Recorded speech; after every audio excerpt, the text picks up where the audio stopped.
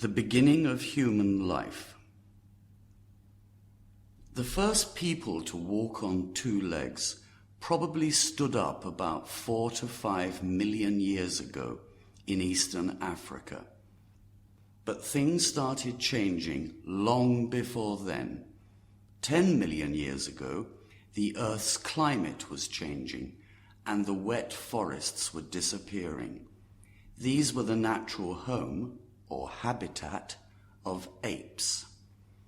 As the forests got smaller, so apes slowly evolved into animals that started to walk on two legs. But why did they need to do that? Scientists tell us that walking on two legs does not use as much energy, and the sun shines on less of our bodies, so we don't lose so much water. We can also carry things, see more because we are taller, and reach for things higher up on trees. Another idea is that there were more lakes then than there are now, and standing on two legs made fishing less dangerous. The first people are now called Australopithecus. This word comes from the Latin australis, which means south, and the Greek one, pithekos, or man. They died out about 2 million years later, maybe around 2 million years ago. Of course, you might ask how we know all this. Nowadays we have about 2,000 skeletons, or parts of skeletons, from early versions of human beings. Only 100 years ago, there were only 5 to 10 bits of skeleton. This doesn't seem much, but scientists say that it's the quality, not the quantity, that is important. For instance, if we find leg bones, we know if the animal walked on 4 legs or 2, because of the size of the bones. Another important question is how we know where to look for very early people. An obvious answer is to look where there are apes. After Australopithecus, scientists thought that Homo habilis came along. They believed they were the first real human beings because their skulls were much bigger than Australopithecus. This meant they were probably more intelligent. But a few years ago, we found a skeleton, and it was very nearly the same as Australopithecus. So perhaps habilis was not really Homo, or man, at all. This makes us think about the all-important question: what makes a human being? Obviously, walking on 2 legs is important, and so is intelligence. If a skeleton has a large skull, this probably means that it has a big brain, and so is cleverer. There will also be tools for killing animals and cleaning their skins and bones. Bigger brains need a lot more food than smaller ones. A brain needs 22 times the food that muscle needs. So at the same time, we know that people needed more and better food. Early human beings needed root vegetables and meat to grow so fast, but they also had to learn other ways of getting these.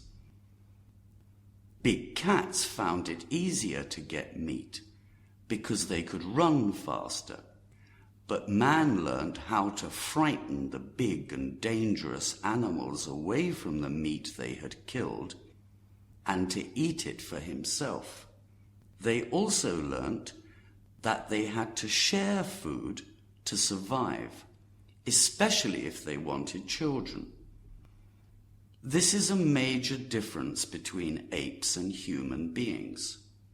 After a short time, Young monkeys must look after themselves, but human children continue to get the food that their parents find. Because of this longer time with their stronger mothers and fathers, not so many die. This is not a biological change or a climatic one, but a change in social organization or how people live together and look after each other. So, around 2 million years ago, there were different kinds of early people living at the same time. Did they have sex and make children together? We think they probably did not, or, if they did, they were unlikely to produce children. Chimpanzees, for instance, do not make families with gorillas. Lions are not the same as leopards. They may look the same or similar to us, but they might look very different to each other. Another thing is that we don't know if they show interest in the same ways. A chimpanzee makes certain signs to show that she wants to have sex. But does a different type of monkey understand these?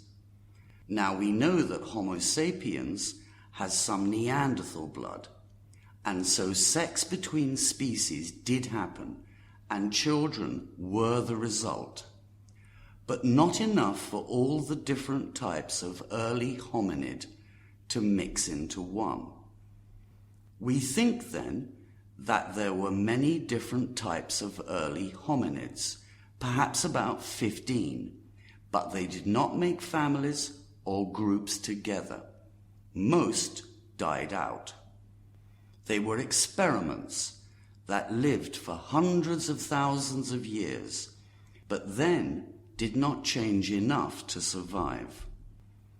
The first Homo sapiens probably developed about 100 to 150,000 years ago. They certainly came from hominids walking on 2 legs, but only from one group of them. It was this new group that moved out of Africa because the continent started to become dry and there was less food. So the reasons we change have a lot to do with climate. We have not developed in one line with one successful species going to another. There were a lot of mistakes too. We have been on the planet for about 100,000 years, not very long. And the thing that will probably kill us is that our children nearly all live to make more children of their own. There are simply more and more of us every year. It can't continue forever.